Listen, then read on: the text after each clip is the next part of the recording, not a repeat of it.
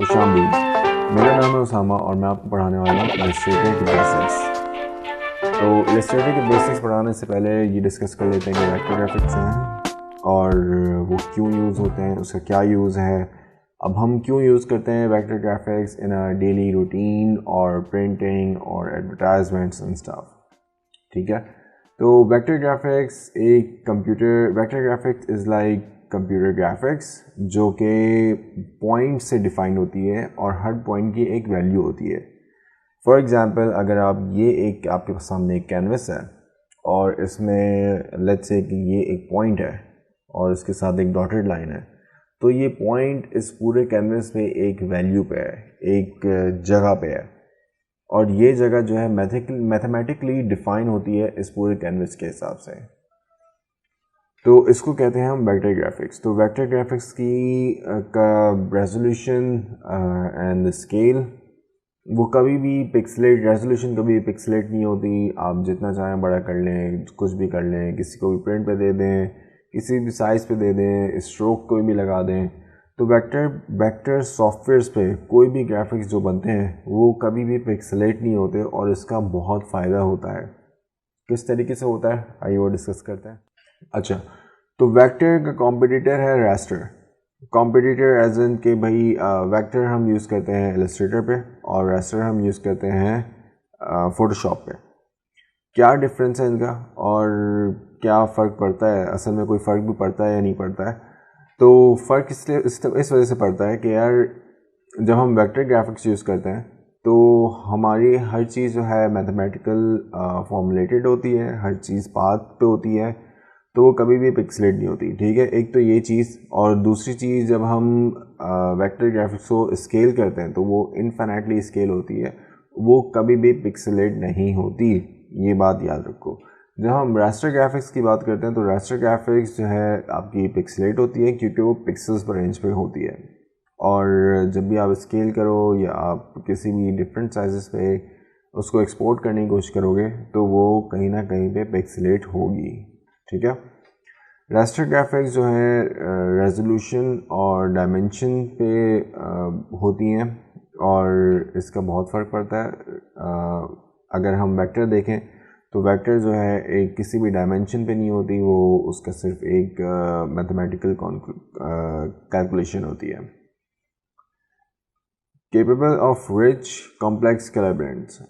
अच्छा, तो बहुत लोगों ने फ़ोटोशॉप यूज़ किया होगा और फ़ोटोशॉप पे जो है कब बहुत सारी इमेजेस एडिट की होंगी अभी तक, या करते रहे होंगे, या किसी न किसी से सुना होगा कि भाई फ़ोटोशॉप पे इमेजेस एडिट हो जाती हैं और ये सारी चीज़ें हो जाती हैं। तो हाँ भाई, फ़ोटोशॉप पे इमेजेस बड़ी अच्छी एडिट होती हैं क्योंकि उसमें कुछ टूल्स ऐसे हैं जो पिक्सल्स पे काम करते हैं। मतलब जो आप फ़ोटो लेते हो, जो आप अपने DSLR से फ़ोटो लेते हो, आप उसको इनफाइनाइट जूम करो, मतलब आप उसको जूम करते रहो करते रहो करते रहो, एक टाइम पे ऐसा होगा कि वो पिक्चर जो है पिक्सलेट होना स्टार्ट होगी और वो आपको शो करेगा कि कितने पिक्सल्स पर इंच हैं इस पिक्चर में। ठीक है, वो पिक्सल्स पर इंच क्या होते हैं उस पर भी डिस्कशन करते हैं। अच्छा, अगर आप वेक्टर की बात करो तो वो जो है उसमें इतने अच्छे से कलर आपके ब्लेंड नहीं होते क्योंकि वो आपके कलर्स ब्लेंड करने के लिए नहीं बना है, वो वेक्टर ग्राफिक्स इसलिए बना है ताकि आप कोई ऐसी चीज़ बनाओ या कोई ऐसे आर्टवर्क्स बनाओ जिसके आप इनफाइनाइट यूज़ कर सको, उसको आप हर जगह यूज़ कर सको, उसकी एक इनफाइनाइट वैल्यूज़ हों उस आर्टवर्क की। तो दोनों सॉफ्टवेयर्स के और दोनों चीज़ों के अलग अलग एडवांटेजेस और डिसएडवांटेजेस हैं। अगर हम रास्टर की बात करें तो रास्टर में फ़ाइल साइज़ बहुत ज़्यादा बड़ा होता है, हालांकि वेक्टर में फ़ाइल साइज़ स्मॉल होता है क्योंकि वो एज अ सेट कि वो सारा कैलकुलेशन बेस्ड होता है। आप कोई भी शेप बनाते हैं उसकी कैलकुलेशन होती है और कैलकुलेशन सेव होती है। रादर देन अगर हम रास्टर में देखें तो रास्टर में हर एक पिक्सल का एक साइज़ होता है और वो जब साइज़ क्यूमुलेट हो जाता है, मतलब वो साइज़ अगर आप ऐड कर दो पूरा हर पिक्सल का, तो वो एक बहुत ही लार्ज फाइल बन जाती है। सही है, वेक्टर की फाइल टाइप्स रास्टर की फाइल टाइप्स क्या होती हैं? JPEG, GIF, PNG, TIFF, BMP, PDS and stuff like that. EPS होती है, लेकिन EPS आप वेक्टर से भी एक्सपोर्ट कर सकते हो, ठीक है। अच्छा, और वेक्टर की फाइल टाइप्स क्या होती हैं? AI, CDR, SVG plus EPS। Like I said कि EPS आप दोनों सॉफ्टवेयर से एक्सपोर्ट कर सकते हो, लेकिन बात यही है कि अगर आप रास्टर से EPS एक्सपोर्ट करोगे तो वो पिक्सेलेट होगी, और अगर आप वेक्टर से EPS एक्सपोर्ट करोगे तो वो पिक्सेलेट नहीं होगी। Raster software includes Photoshop and GIMP। अच्छा, तो रास्टर सॉफ्टवेयर में GIMP बहुत कम यूज़ होता है सॉफ्टवेयर। ज़्यादातर वाइडली यूज फोटोशॉप होता है, क्योंकि बहुत सारे टूल्स अवेलेबल हैं फोटोशॉप के और बहुत सारे एक्सटेंशंस अवेलेबल हैं जिससे काम आपका आसान हो जाता है। वेक्टर सॉफ्टवेयर्स की बात करें तो वेक्टर सॉफ्टवेयर्स में आपके पास हैं इलस्ट्रेटर, कॉरल ड्रॉ और इंकस्केप।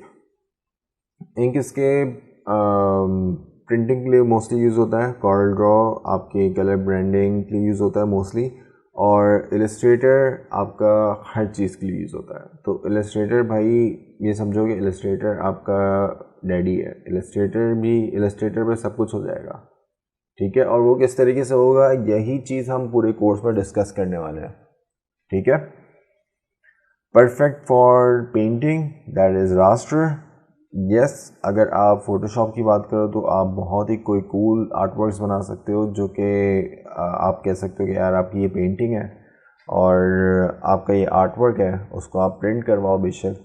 लेकिन जब भी आप प्रिंट करवाओगे तो उसके लिए आपको लेट्स से कि अगर आपने कोई पेंटिंग बनाई है, कोई आर्टवर्क बनाया है फोटोशॉप पे, दैट इज़ रास्टर ग्राफिक्स पे, तो आपको उसी साइज़ पे बनाना पड़ेगा, वरना अगर आप उस साइज़ से बड़ा प्रिंट करवाओगे या उस साइज़ का डबल या ट्रिपल प्रिंट करवाओगे तो वो पिक्सेलेट हो जाएगा और गंदा लगेगा।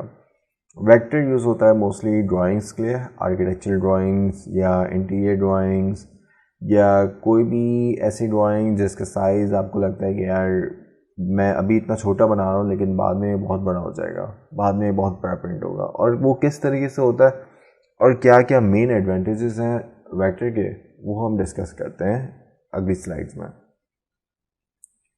Capable of detailed editing raster. तो रास्टर जो है आपका, लेट्स से कि अगर आपने एक फ़ोटो ली है किसी की भी, या आप अपनी फ़ोटो ले लो और उसमें लाइट्स नहीं है या शेडोज़ नहीं है, या आपको कोई चीज़ और ऐड करनी है जो आपके कलर मैच करे, दैट इज़ उसको कहते हैं हम फ़ोटो मैनिपुलेशन। तो वो सारी चीज़ें फ़ोटोशॉप में बहुत आसानी से हो जाती हैं। ये याद रखो कि जब मैं बोलता हूँ फोटोशॉप तो मतलब रास्टर की बात हो रही होती है, और जब मैं कहता हूँ कि वेक्टर तो इलस्ट्रेटर की बात हो रही होती है। तो फोटोशॉप पे काफ़ी ज़्यादा डिटेल एडिटिंग हो जाती है, बट लाइक इलस्ट्रेटर पे आप डिटेल एडिटिंग नहीं करते, लेकिन आप जो है प्रिसाइजली चीज़ें ड्रॉ कर सकते हो और प्रिसाइजली पाथ्स बना सकते हो, या फिर आप शेप्स बना सकते हो जो कि यूज़ कर सकते हो आप फोटोशॉप पे, क्योंकि ये दोनों सॉफ्टवेयर हमेशा इंटीग्रेटेड होते हैं। पिक्सेल्स पर इंच, तो पिक्सेल्स पर इंच आपके इलस्ट्रेटर पे तो नहीं होते, लेकिन फ़ोटोशॉप पे होते हैं, जो कि रास्टर ग्राफिक्स है। ये एक्सप्लेन करना इसलिए ज़रूरी है क्योंकि जब आप वो इलस्ट्रेटर से भी इवन नई फाइल बनाते हो या फिर एक्सपोर्ट करते हो इलस्ट्रेटर की फाइल एज अ JPEG, तो उसमें वो पूछता है कि आपको कितने पिक्सेल्स पर इंच पे एक्सपोर्ट करना है, और ये पता होना चाहिए। This is a very basic knowledge कि आपको ये पता हो कि पिक्सेल्स पर इंच क्या होता है। अच्छा, जैसे कि यहाँ पे एक्सप्लेन किया हुआ है, अगर 1 इंच है और उसमें एक ही स्क्वायर है तो दैट इज़ 1 PPI, 1 पिक्सल पर इंच। PPI को कहते हैं पिक्सेल्स पर इंच।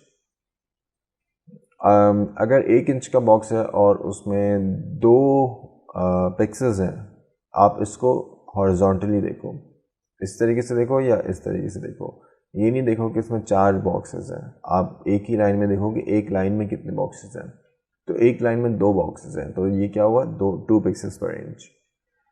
अगर हम फिर 1 इंच के बॉक्स में 4 PPI करें तो 4 बॉक्सेस होंगे 1 इंच में, और अगर इसी तरह 8 PPI करें तो 8 बॉक्सेस होंगे 1 इंच में, हॉरिजॉन्टली और वर्टिकली।